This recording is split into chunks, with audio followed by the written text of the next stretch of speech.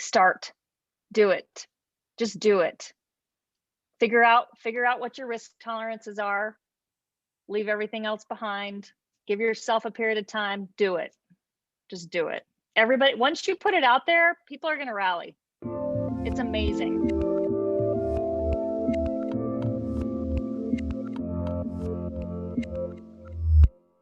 Hey everyone, this is Devin Miller here with another episode of the Inventive Journey. I'm your host, Devin Miller, the serial entrepreneur that's grown several startups into 7- and 8-figure businesses, as well as the founder and CEO of Miller IP Law, where we help startups and small businesses with their patents and trademarks. If you ever need help with yours, just go to strategymeeting.com. We are always here to help. Now, today we have another great guest on the podcast, which is Terresa Zimmerman. Yeah, I just wanted to make sure I pronounced it right.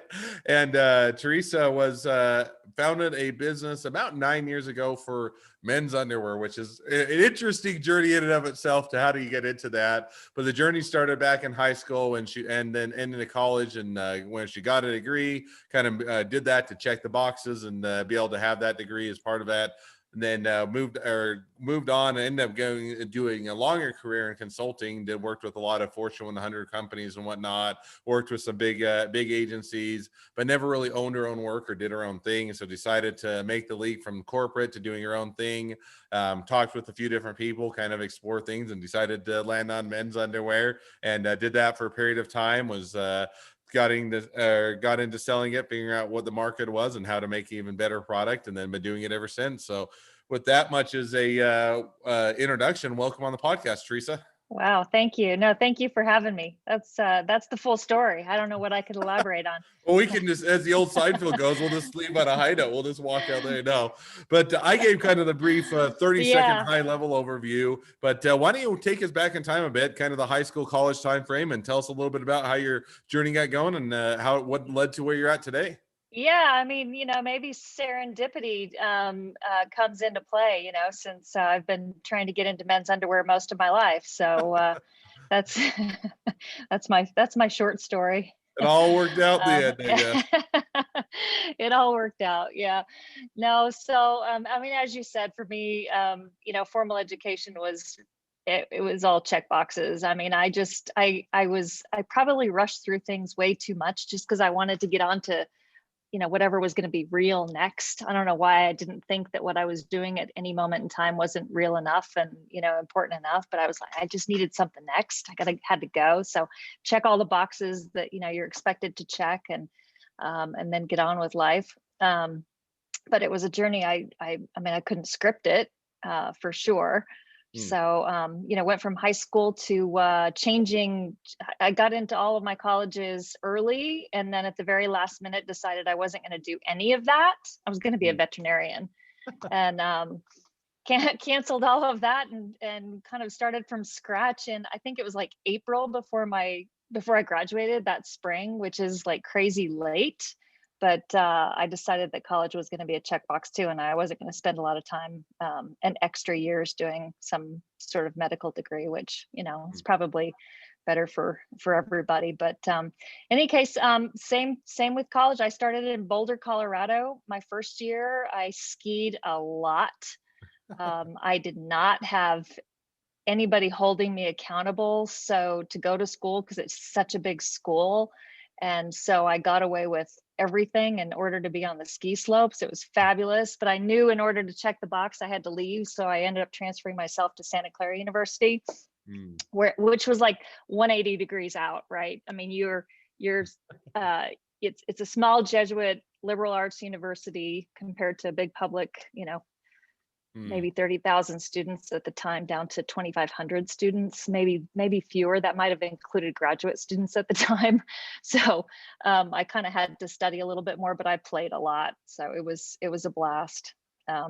After college, I moved myself to Tokyo. My Japanese teacher in college told me she would never recommend me for a job in Japan. So of course, that's where I went. Ended up,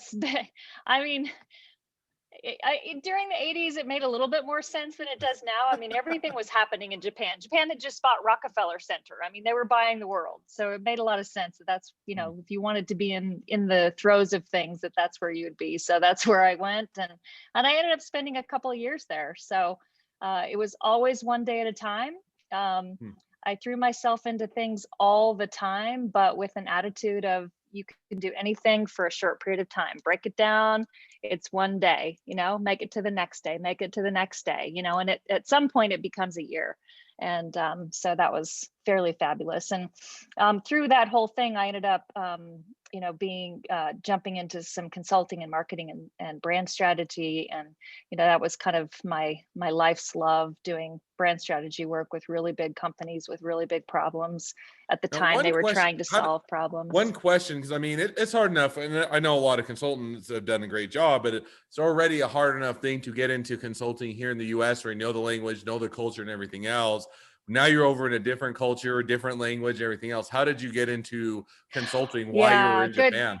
Yeah, good question. Well, so at the time there, I was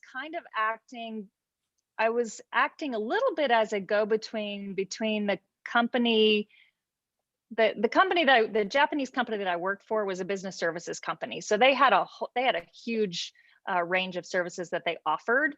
They hired me because I was a token blonde Californian. I mean, let's be real, right? I knew nothing. Hmm. And didn't even have a recommendation from my Japanese teacher. So, so there was no, there was no pretending I was something I wasn't there. But I took advantage of it, right? And so I got into conversations that I probably should never have gotten involved with. But my consulting there was a little bit more mediation. So I worked for a Japanese company. A lot of US companies and European companies were coming into the country trying to do business there, and they needed somebody who could form a bridge in what they wanted to do and then the Japanese companies they wanted to do it with. And so in a really, really, really small way, that's kind of where I started my my consulting practice, and turned that into a career for myself. Because I mean, I studied. This is going to sound funny, but I mean, I studied political science at Santa Clara, and I really think that set me up well for it, because with political science specifically there, or maybe liberal arts colleges generally, you are forced to consume this much information Hmm. in a very short period of time and condense it down to a couple of points that then you need to defend or put forth or have a position on, hear somebody else's opinions, and I'm sure you do the same thing in legal studies, and then decide if you have your position changed or not, and be able to explain all that. So you're doing a lot of translation, so to speak, in that. And so I think I found that kind of natural for me. So Loved now, it. Loved it. and definitely, and I think it sounds like a fun part of the journey. So now you were in Japan for a while, working with the big consulting firm. What brought Yep. you, or when did you come back to the U.S., or what brought you back to the U.S.? Or you're saying, hey, I've had enough. I'd like to go home, be my family, Yeah, it was or time miss the to. culture, or kind of what prompted that shift? Yeah, it was time to go home. For sure, it was time to go home. I spent a couple years in Boston, and then and then with the guy, and then I jumped over to Brussels, Belgium. I lived in Brussels for 5 years. I ended up starting with the agency world there, and that's really where I kind of started growing into working with really big companies there. And because again, I was, not native any language there. It I ended up always working at kind of a higher level, because I wasn't going to be the one to speak local, whether it's local culture, local issues, local whatever. So I always ended up in a strategic or planning role, which served me well, and it's where my interests lie anyway. So that ended up being kind of the start of my agency career. And agency is where it fed my ADD, so to speak, right? Because with agencies, you work with a lot of different clients all at the same time. So, Mm. you can be working with a back-end technology infrastructure client and a mining and metals client and, a financial services client all at the same time. And so you've got to be on your game with all of those things at any one moment in time when you're speaking with them. So I just loved it.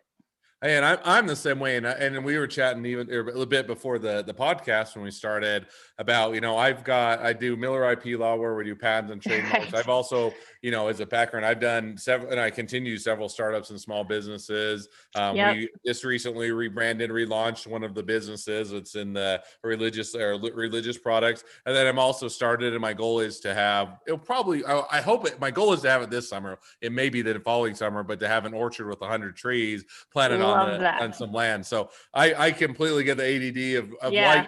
liking to do lots of products, liking to see lots of different things. And so Yeah. definitely makes sense. Yeah, no, love it. Yeah, I mean, and even when I left consulting and agencies, I still do coaching and advising. I still do a bunch of other stuff. I'm writing some books, and and then of course 9 years ago I started What Underwear, which is kind of my baby at the moment, my 9-year-old baby at the moment. So it's yeah, but this day and time when you can work remote and when you aren't tied, and I'm not sure that I'm involved in the gig economy necessarily, but I love the fact that we all have so much flexibility and freedom in a way that we didn't, even 5 years ago. No, and I completely agree. Completely agree with all that, and I think that it lends itself to you have a lot more opportunities. What was interesting is, and I was talking with somebody else, and I forget the name, and so I apologize for whichever listener that, or whichever guest that was. We were chatting a bit about how it used to be, that startups and small businesses had a huge failure rate, and you made it 5 or 10 years, whatever statistic you looked at. That was when you made it, and that was when that now you're likely to going to continue to succeed. And it's almost the paradigm started to shift, where startups, small businesses are the ones that are being more successful, and the older businesses are having a much harder time and struggling. And it's just interesting how the paradigm shifts with all of as everything continues to evolve. Now, Yeah. getting back from my rabbit hole, which is, so now you did, you moved around a bit, you did big businesses, you went to Japan, came back to the Yeah. US, did some consulting. I think you moved back Yeah. to California at some I, point. I Is was that in right? I was in Europe for 5.5 years, and then came back to the U.S., and then I ended up in Hong Kong for a couple of years as well. All this is through agency consulting, Hmm. and then came back to the United States, and sort of planted myself in San Francisco for a little while. So So, now, and one question, then I'll get to my real question. But because moving around, doing a lot of things, what made you finally decide to settle down in San Francisco? Was that where I'm family not sure. was? Where you?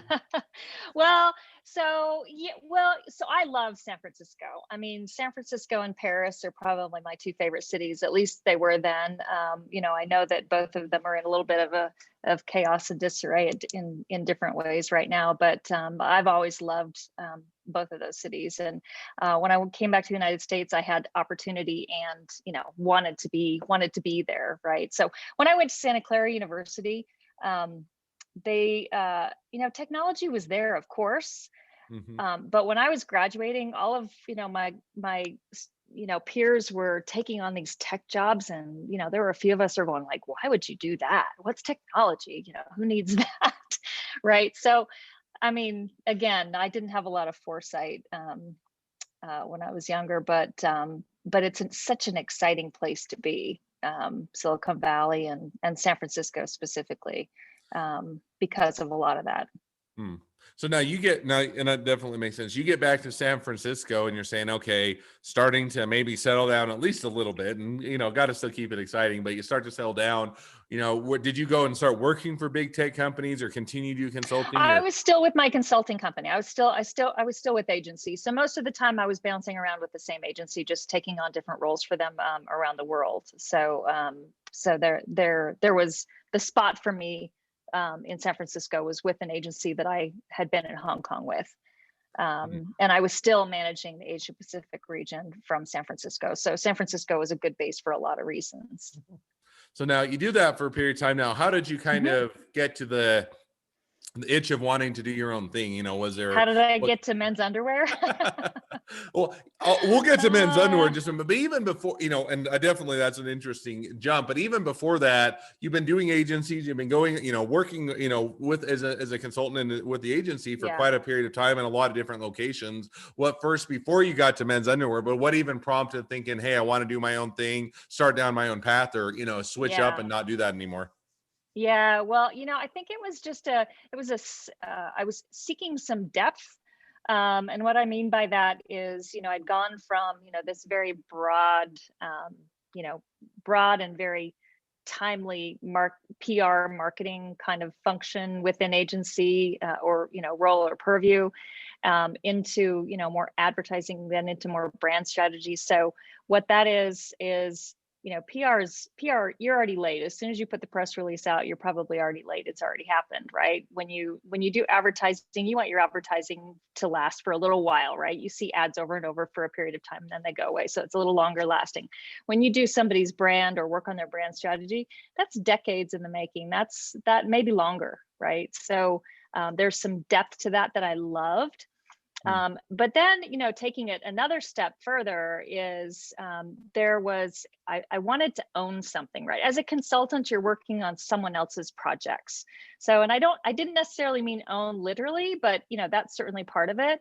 But when you're working on someone else's stuff, it's their baby, you're helping, right? However much you're helping, it's not your baby. So I was looking for something that I could get into and get my hands on. I wanted it to be a thing, not a service. And, then I just went through a good, at least 12, 18-month exploration of different areas. And it included services too. It included, my exploration included franchises. It included starting services companies. It included buying companies. It was a pretty broad exploration. Now, when you're exploring, did you actually try some of those? I mean, did you do other startups or businesses, or is it more exploring into it and kind of see what you thought? Yeah, I did not. Although not for lack of trying, because I did make offers on a couple of companies, and they did not. We went pretty far down the path. I went pretty far down the path with some people, to get into other businesses. It just didn't end up working out. So Wood was really, the first company that I, launched. So now, you look into it, you do the other companies, you get, try and make some offers, didn't work out, you go through all the various things of saying, hey, I know I want to do my own business, kind of have something I own, both, physically, but also just, kind of that you can say this is mine type of a thing. And so how did you, as you're weaving through all those, exploring different things, making offers and that, how did you, now I'll ask a question. How did you land on men's underwear? Well, I've already used up my joke. So, no, so I was doing some brainstorming as part of this exploration with some other people. What underwear came out of it. My husband I showed him a prototype, and then I kind of just set it aside, and he harassed me for about 3 months, and just said, you have to do this, you have to do this, you have to do this, until I finally said, how hard can it be to, sell a few pair of men's underwear, really? So, and here we are 9 years later, and I can tell you it's hard. It's harder to sell it than it is to buy it. Well, fair enough. So now, because and one of the things I think you talked about, so you kind of got that feedback, said, okay, got some support from your spouse, and did those other things. And then you started to, if I remember right, and correct me where I'm wrong, started kind of taking more off of the shelf, for lack of a better word, underwear, and kind of initially using that, but it wasn't to the quality and to the standards that you wanted. Is that about right? Yeah. So what you're referring to is the first product that I had. I had one style in 4 colors. Mm-hmm. And I had a lot of it. And I ended up loading up my car and, driving around LA and walking into stores and asking the buyer owner if they wanted to see my underwear. And that, that was really my pitch. And I learned a lot that year. That was probably the first 6 months of that first year. And I sold some, which is awesome, and it kept me going. And some of my best customers are still some of those customers that I did that, that was my first experience with. But the back half of that first year, I changed everything. I changed the manufacturer, the fabric, the packaging, the whole thing changed. And I started out that second year, January of that second year, with really what is the beginnings of the line that we have today. So, we've got 5 different styles of underwear, some thongs and jocks. We've got undershirts, we've got loungewear, we've got Henleys, all those sort of core basics. really trying to build the story around it. So our fabrics they have wood viscose in the fabric. So there's that part of the story. We're certainly having fun with the name and it being men's underwear. My whole life is a pun fest right now. So it's a blast. But it's good though, because all of those experiences, I mean, one of those experiences, I drove north to San Francisco. I had a couple of trunk shows set up with stores, had my list of who I was going to talk to all the way up to Seattle, stopped into a store in Portland. And he knew I was coming before I even knew I was there, because he had somebody call him from San Francisco who had seen me at a trunk show. And when I walked in, he knew who I was, which was shocking to me. I had no idea that men's underwear was so connected. But I left his office and I got in my car and I canceled all my other appointments and I cried all the way to Seattle, because everything that he told me that was wrong with my product was absolutely true. And that's why I spent the last 6 months of that year changing things and improving. And I mean, I had good basics. The foundations were there. I just needed to put more work into it. And I did. He was totally right. So now I'm going to shift to, so we've kind of brought you up to the story of where you're at today. Yeah. Now, where do you, as an maybe I'm wrong, and you could tell me, but it doesn't seem like there's a large amount of area to innovate within men's underwear. But where do you take the company? Is it getting into more stores? Is it innovating new products? And you can prove me wrong that there's lots of innovation to be had there. Or kind of where do you guys kind of see the next 6 to 12 months going for you? So 6 to 12 months is 1 or 2 seasons. So in menswear has 2 seasons a year. I think women's has like 6, sometimes 8 seasons a year. I don't even know how they do that. It's 1 to 2 seasons is a pretty short amount of time. What we focus on specialty stores. That means boutiques, that means independently owned. Sometimes they own multiple doors. There are chains that are owned by private individuals, but that's where we live. We live there because I love Main Street. I think Main Street is the foundation of our whole community. Main Street, is the basis of our neighborhoods. It's hard to think about having a community in a neighborhood without that Main Street sort of component to it. And those independent store owners and operators are just critical, I think, to society. So I love to work there, and that's kind of what drives me. And that's like completely opposite from where I started in corporate, which is also pretty fabulous. And then, so for men's underwear, there's innovation, maybe in the context of IP, maybe not a lot of innovation, because you can prove me wrong on this. I don't think that there's a whole lot you can defend, but men don't have all of the fabrics women have. So there are fabrics out there that men are only just now being exposed to, and women have had them for decades. There's and when you figure out what's been out there for women all this time, and you kind of go, what? I mean, how come we didn't have this? Right? How come we didn't have this?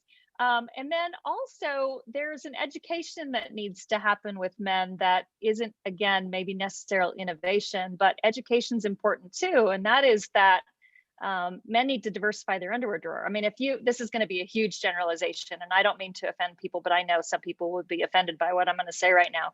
You look in a man's underwear drawer across the United States, open it up, you're going to find the style, color, brand of underwear that his mother put there when he was 15. That's probably a fair, or it's a fair generalization. I'm sure there's exceptions, but that's there are exceptions, absolutely. But yeah, so as a general rule, that's going to be fairly true. And the worst part of that is depending, really kind of doesn't matter how old you are, you might have some of the same pair in there. Men's underwear drawers are really dated. So now you're on a mission to change men's underwear drawers 1 drawer at a time. Correct. And there are some kinds, styles, colors of underwear you don't wear for every occasion or under every pair of pants, right? I mean, a bit, sort of no brainer. Your gym underwear is not your date night underwear. Well, right? hopefully not. Some people probably that's the same, but yeah, no, I Should like should not be, that. Should right? not be. So That's shouldn't be is a key word. So, should not be. well, as we start to wrap up the podcast, and there's always so many things I would think it'd be fun to talk about. We never have time to, but I always ask 2 questions at the end of each episode. And as a reminder, we also have the bonus question that we'll talk a little bit after the normal Yeah. episode about IP. But the normal 2 questions I ask are, first one is along your journey, what was the worst business decision you ever made, and what did you learn from it? Yeah, no, you prepped me for this, and I struggle with the answer. Not that I don't have an answer, but to struggle with one, right? There's so many mistakes that you make in business. I mean, I guess the the one that comes to mind is I didn't know what I didn't know, but I don't think that's a mistake, because I think as an entrepreneur, founder of a business, if you knew what you didn't know, you wouldn't start, right? So that's just, it's better to go into some things ignorant and figure it out as you go. But I think my biggest business mistake was probably not listening to myself about talent. I think talent is a really big issue for founders and entrepreneurs and business and people who lead businesses. And it is having the right talent at the right time, and also trying to find that talent when you don't really know that you can afford talent. Mm. You don't really know that you can afford not to have good talent either. So I made some talent errors, brought in people where my gut was like, I don't know. And you correct those decisions pretty quickly, but I probably should have avoided the error altogether by just listening to myself a little bit more, trusting myself. No, and I So definitely agree. And talent is one that's a I it's one where I think until you get into it, I mean, you can always sit back and say, "Oh, that was a terrible hire, that was a great hire." But when you're sitting there trying to figure out who to hire, and what to look for, it's a lot harder. And sometimes, yeah, especially as a small business, you don't even honestly know all the time. The positions aren't fully defined. It's not like you're in a big business and hey, we need a marketing people. It can do social media ads, and not only just social media ads, it has to be Facebook ads. And not only Facebook ads, and you can whittle right, it down because you have a right. big enough or big enough pool of people that specific. But when you're a small business or a startup, it's Yeah, like I need someone that can do HR, hiring and firing, marketing and sales, and that you have all these things, and you can't hire 20 people all at once because it's like correct. so it is a Yeah. hard one to find those and to find the job. So I definitely get that. It's one where it can Well, be a huge yeah. asset or a terrible, or it can be a big anchor on the company.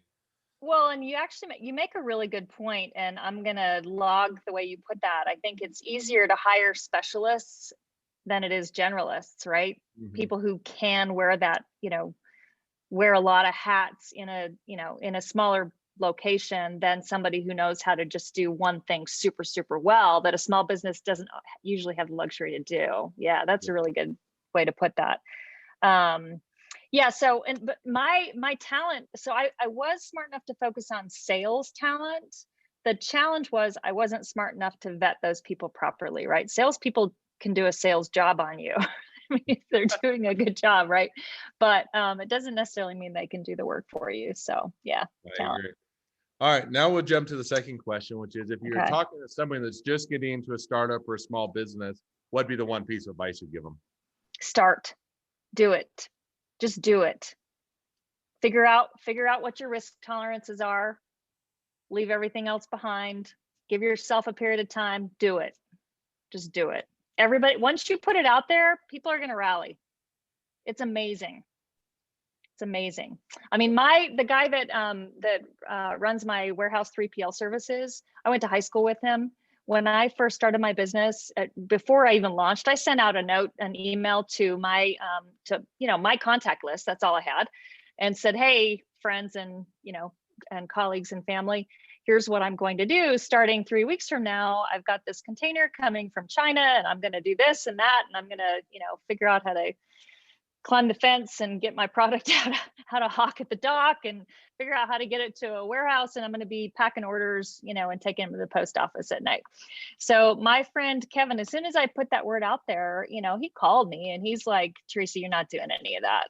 There are companies that do this. I do this. I've got some room to do this. No, you're not doing that." So in a way, I mean, he really set the groundwork for for us to be successful today by that one phone call, just reaching out. And that's what happens when you put it out there. If you're going to do something, just if you want to do it, put a plan together. You don't even need a big plan. Just got to start. Just start. And I, and I love that. And interesting. We're coming up on, probably this is now, not aired episodes, but over 200 episodes that will be by the time this airs. And I'd say probably that's the number one answer across a lot of different entrepreneurs, a lot of different journeys, is everybody, it's a variation of basically just go ahead and start. Like, you can always make excuses. You can always figure out reasons why not to do it. And yet you'll never or hardly ever regret, maybe somebody regrets it, but almost never regret getting started, trying it out. Even if you fail, you get to try it out. You get to live your dream. You get to see if it works. If you like being an entrepreneur, and you leave aside all the what ifs and could have beens and I should have done that. And so I love the idea of just getting started. Well, as we wrap up, the normal episode, and again, reminder, we'll have the bonus question after the normal episode. But as we wrap up this episode, if people want to reach out to you, they want to find out more, they want to be a customer, a client, they want to be a distributor, they want to be an employee, they want to be an investor, call me. They want to be your next best friend, any or all of the above. How do they reach out to you? Love it. Well, I'm on LinkedIn, of course, Teresa Zimmerman, but you can email me at Teresa, Terresa @woodunderwear.com. You can go to woodunderwear.com and make purchases there. We've got a first-time purchase discount code, TryWood, all one word. I think it's caps.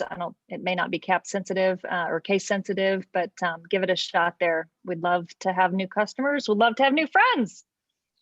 All right. So at least, or some of the above, right? So exactly.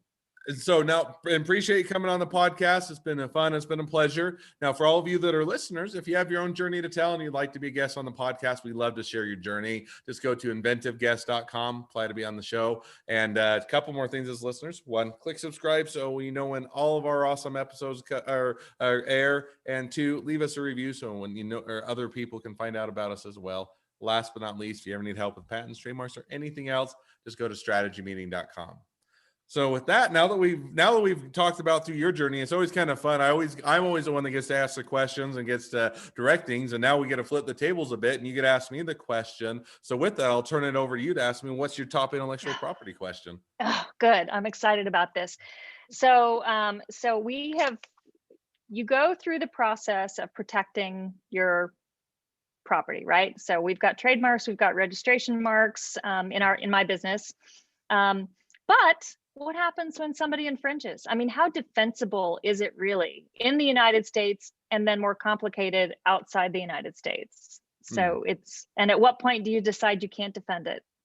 Yeah, and those are a few questions in there. So way to do a compound question into one question. No,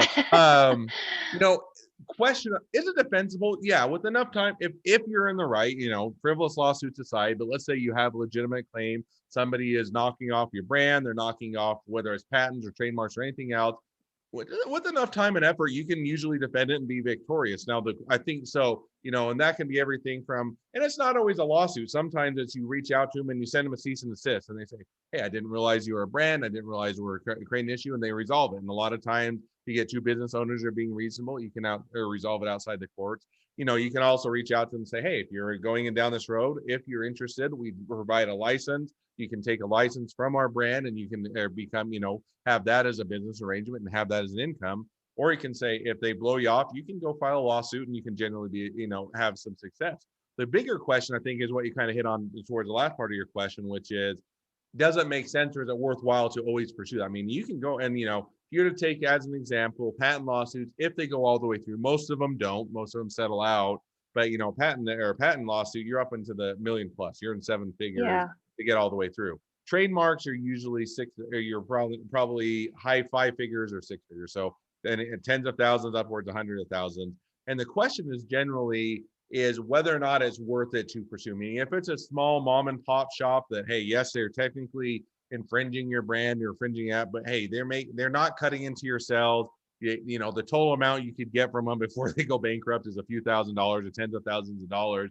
If you're not going to spend enough or get enough to make it worthwhile, and or you don't want to have that, sometimes you get a reputation as being an aggressive, Goliath that's trying to hammer people, and then it creates an image problem for your business. So you have to look and say, is it worth pursuing? But other times, you're going to say, hey, they're eating into our sales. We've seen a drop of 20 or 30% in our sales. It's going to be a big deal. It's going to hit our bottom line and we have to pursue it. Then it is worth it, because you're saying it's going to be worth it from our sales perspective, because now we are having customers that are being confused and they're buying it from someone else and they're piggybacking off of ours.